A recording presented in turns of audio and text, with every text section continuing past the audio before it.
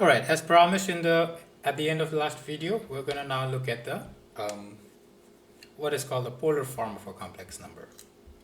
So remember, the journey is complex number represents a point in a rectangular axis. So that can be converted to polar form. So how we do that again is, remember, for polar form we need distance and angle, right? And we already know the distance is the absolute value, square root of x squared, a squared plus b squared. And the theta, just as in the previous case, is simply going to be tan inverse of p over a. And all it does is it represents how much rotation. Let's look at let's say I. How do I write I in polar form?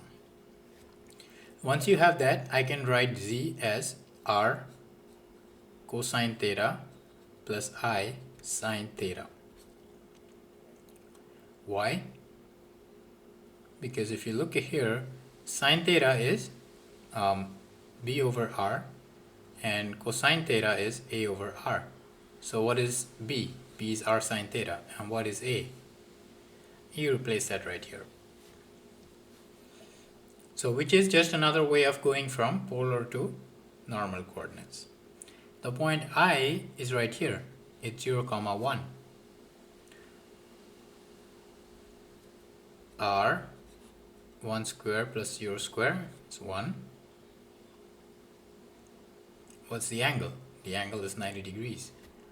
So z is 1 cosine pi over 2 plus I sine pi over 2, which makes sense because this is 0 and this is 1. So you get I. Let's look at some examples to make it more concrete. 1 plus 1 or 1 plus I is right here, right? It's a point 1, 1. So R is 1 squared plus 1 squared is root 2. And the angle is tan inverse of 1, which is pi over 4, quadrant 1, because we know this is in quadrant 1. So I can write it as root 2 cosine pi over 4 plus I sine pi over 4. Okay, I'm going to let you work on 2 and 4 and do number 3. So here, this is in third quadrant, right? Negative 4 root 3, negative 4. So R is 16 times 3 plus 16, 64, which is 8. Theta is tan inverse of negative 4 over negative 4 root 3, which on my let's see, calculator would give me pi over 3, but that is quadrant 1. I want it in quadrant 3, so pi plus pi over 3, 4 pi over 3 is in the correct quadrant.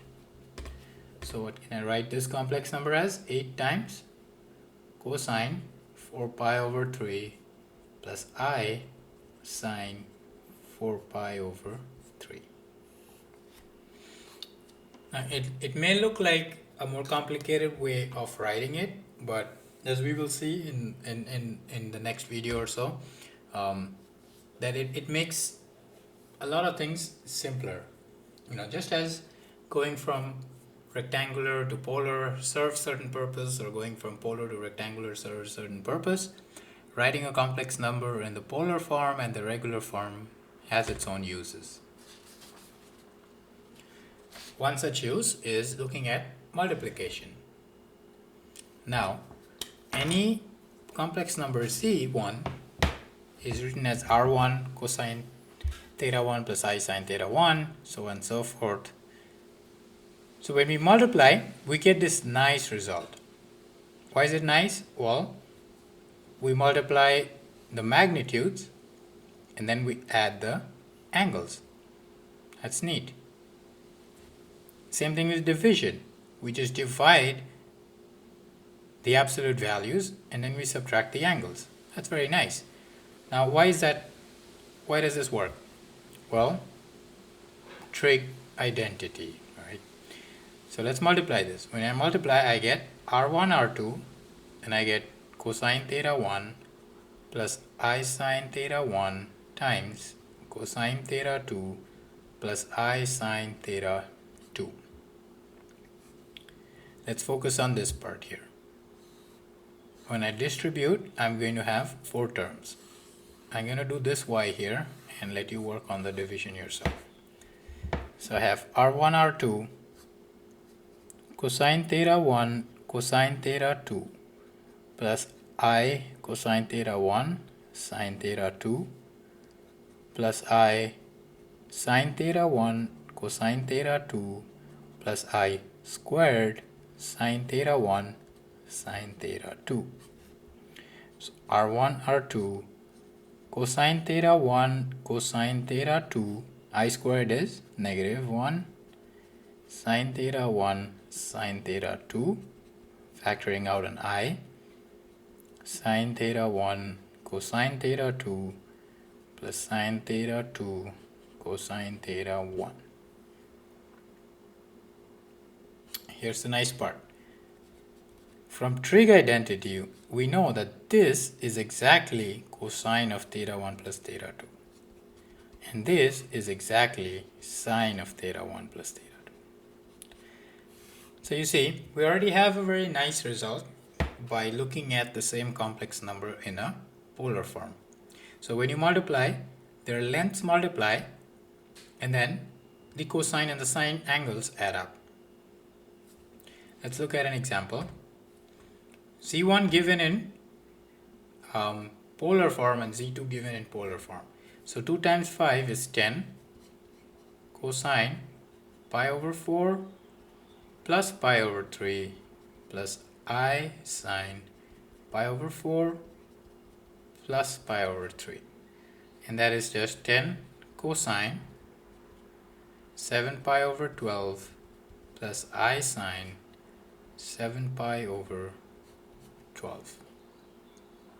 Similarly, same number Z1 over Z2 would be 2/5 cosine pi over 4 minus pi over 3 plus I sine pi over 4 minus pi over 3 cosine negative pi over 4 plus I sine negative pi over 4. And then we use odd even properties. Cosine is even, so it's the same as cosine pi over 4, but sine is odd, so this becomes negative I sine pi over 4. That's going to be the end of this video. In the next one, we're going to look at an interesting consequence of this multiplication result that we have here. That's it for this video.